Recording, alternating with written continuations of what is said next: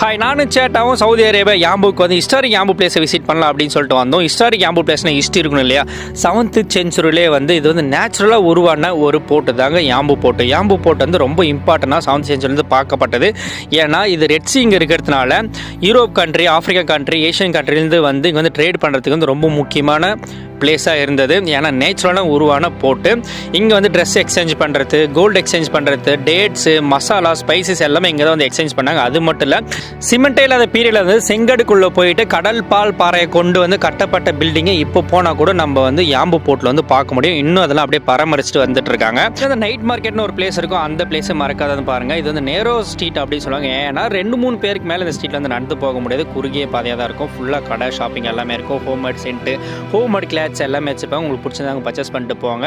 இங்கே இருக்கிற இந்த கடையில் இருக்கிற பில்டிங்கை கூட உங்களுக்கு வந்து கடல்லேருந்து கொண்டு வந்த அந்த பால் பாறைனால கட்டப்பட்ட கல் தான் இருக்கும். ஸோ உள்ள வந்து ரொம்ப கூலிங்காக இருக்கும். அந்த காலத்தில் வந்து மக்காவுக்கு பார்த்து வந்து அதர் கண்ட்ரிஸ் இந்த வர பீப்புள் எல்லாருமே யாம்பு போட்டுக்கு வந்துட்டு யாம்பு போட்டு மதினா போய் மதினாலேருந்து மக்காவுக்கு போய் தான் பார்த்துருக்காங்க. அது மட்டும் இல்லை, இந்த போர்ட்டில் வந்து நீங்கள் ஃப்ரைடே வந்தீங்கன்னா இப்போ கூட உங்களால் பெரிய பெரிய ஷிஃப்ட்லாம் பார்க்க முடியும்.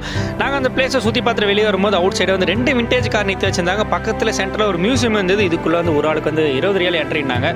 நானும் செட்டாக போல உங்களுக்கு டைம் வந்து அந்த மியூசியத்தை போய் விசிட் பண்ணி பாருங்கள். நீங்கள் யாம்புல இருக்கீங்க, ஹிஸ்டாரிக் பிளேஸ் போய் பார்க்கலாம்னா அந்த பிளேஸ் போய் பாருங்கள். நம்ம ஸ்டே பார்க்கலாம். Bye, take care and stay tune.